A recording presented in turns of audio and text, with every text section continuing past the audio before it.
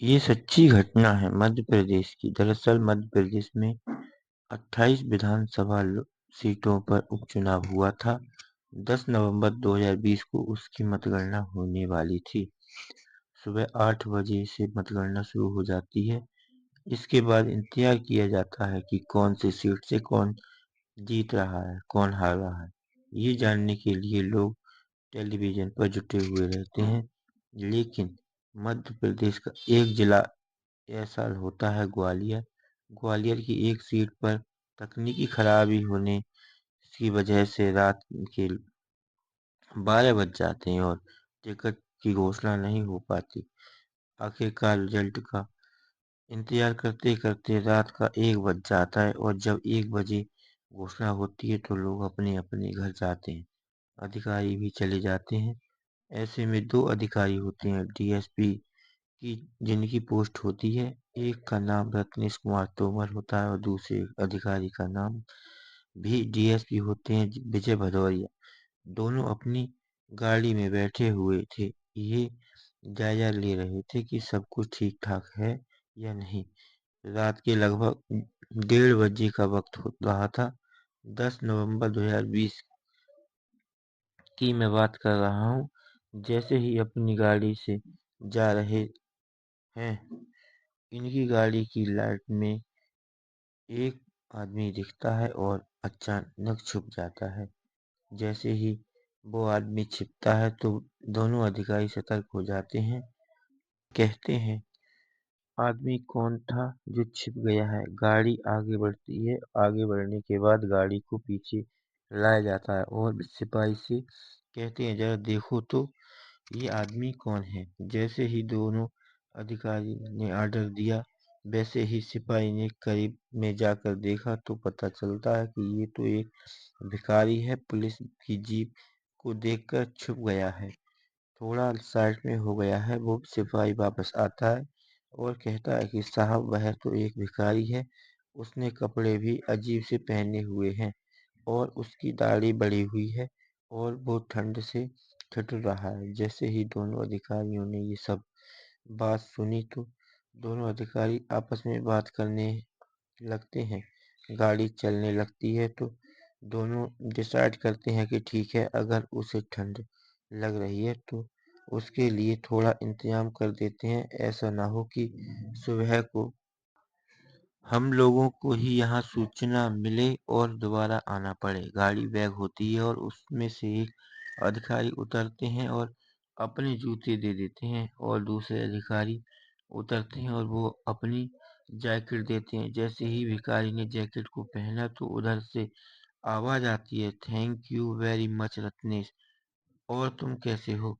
जैसे ही भिखारी ने ये बात कही तो रत्नेश यानी कि डीएसपी रत्नेश कुमार तोमर ने थोड़ा सकुचा गए और सोच में पड़ गए कि ये भिखारी मेरा नाम कैसे बुला सकता है। तभी उन्होंने पूछा कि तुम कौन हो? तो वो भिखारी मुस्कुराया और बोला, शायद तुमने मुझे पहचाना नहीं, मेरा नाम मनीष मिश्रा है। जैसे ही मनीष मिश्रा की ये बात सामने आती है, 50 साल का वो व्यक्ति जिसने बाल बड़े हैं, दाढ़ी बड़ी हुई है, तन पर उसके कपड़े थे जो फटे हुए थे, ठंड से वो कांप रहा है, नाम अपना मनीष मिश्रा बता रहा है। अब मनीष मिश्रा का नाम सुनने के बाद रत्नेश कुमार तोमर और विजय सिंह भदौरिया आपस में बात करने लगते हैं। विजय सिंह भदौरिया बोली, क्या तुम इस जानते हो? नाम तो सुना सुना लग रहा है, जाना पहचाना लग रहा है। ऐसा लग रहा है कि जैसे मेरे बैचमेट हो। 1999 में जब भर्ती होती है मध्य प्रदेश पुलिस में बतौर सब इंस्पेक्टर, तब रत्नेश कुमार तोमर और उनका खास दोस्त मनीष मिश्रा, जो दोनों साथ साथ ही ट्रेनिंग लिए थे, साथ साथ ही रहते थे। मनीष मिश्रा पढ़ने में बहुत होशियार होता है। अपने काम को सुबह ही अच्छे से करने का उसका अंदाजा है। साथ ही उसका निशाना बहुत अचूक था, जिसकी तारीफें पूरे बैच में होती थी। 1999 में उसकी नौकरी लग जाती है। उसने जितने भी दिन अपनी सर्विस की थी, बड़े ईमानदारी से की थी। हर कोई उसकी तारीफें करता था।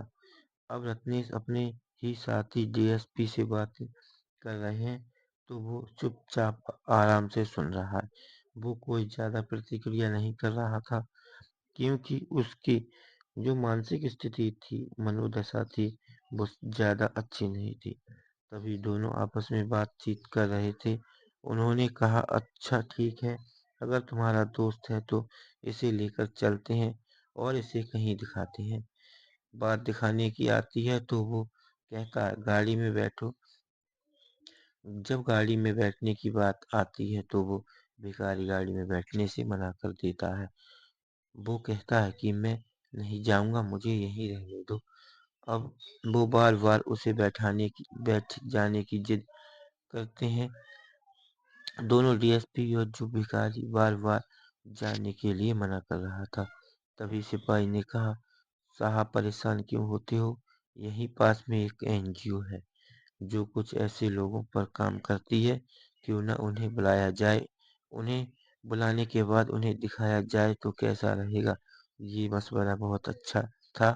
उसके बाद फिर एक एनजीओ को फोन किया जाता है। एक एनजीओ के जो कुछ पदाधिकारी थे वो मौके पर पहुंचते हैं।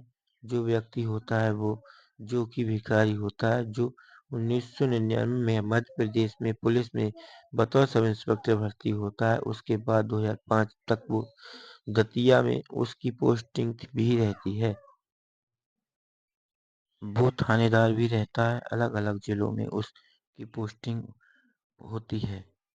अलग अलग थानों में वो रहता है। तो उस व्यक्ति को वो लेकर जाते हैं। उसके बड़े हुए बालों को काटा जाता है, उसकी दाढ़ी को काटा जाता है, उसे साफ सुथरे कपड़े पहनाए जाते हैं, उसे नहलाया जाता है। और जैसे ही ये बात सोशल मीडिया के माध्यम से पुलिस वालों को पता चलती है तो जिन पुलिस वालों ने उस व्यक्ति के साथ यानी मनीष मिश्रा के साथ काम किया था, मिलने चले जाते हैं और ये कहानी सोशल मीडिया पर बहुत तेजी से वायरल होने लगती है।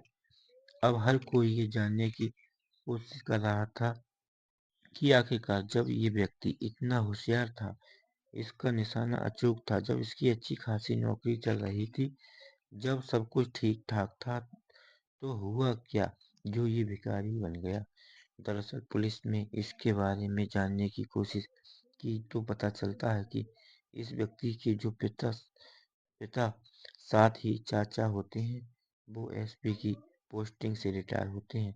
इस व्यक्ति को का भाई भी होता है, वो भी पुलिस डिपार्टमेंट में अच्छी पोस्ट पर होता है। और चचेरी बहन होती है, वो विदेश में फॉरेन सर्विस में वो जॉब कर रही थी। पूरा परिवार बेहद पढ़ा लिखा होता है और पत्नी जो होती है वो न्यायिक सेवा में होती है। 2005 तक तो जिंदगी ठीक ठाक चल रही थी और अचानक ही मानसिक स्थिति खराब हो जाती है। और जैसे ही 2005 के बाद मानसिक स्थिति खराब होती है तो ये ड्यूटी पर कम और घर पर ज़्यादा रहने लगते हैं। घर पर ही इलाज वगैरह किया जा रहा था। इसी तरह धीरे धीरे साल 2010 भी आ जाता है। 5 साल इलाज चलता रहा। इसी बीच पत्नी से अनबन हो जाती है। इसी बीच में पत्नी तलाक के लिए अर्जी देती है और तलाक हो जाता है।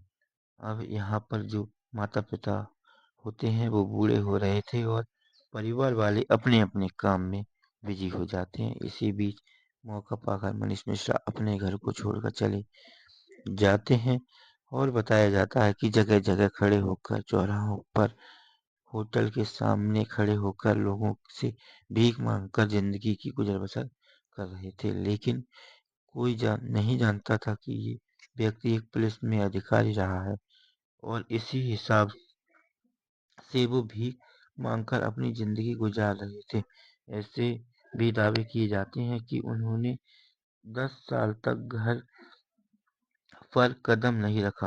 हालांकि सोशल मीडिया अखबारों से ये भी पता चलता है कि परिवार में उनके भाई पुलिस में थे, वो भी उन्हें अपने साथ रखकर उनकी हिम्मत करते थे। लेकिन मौका मिल जाता था मनीष मिश्रा को तो वहां से चुपचाप निकल जाते थे। यानी कि परिवार पर शायद वो बोझ नहीं बनना चाहते थे, इसलिए वहां से वो चले जाते थे।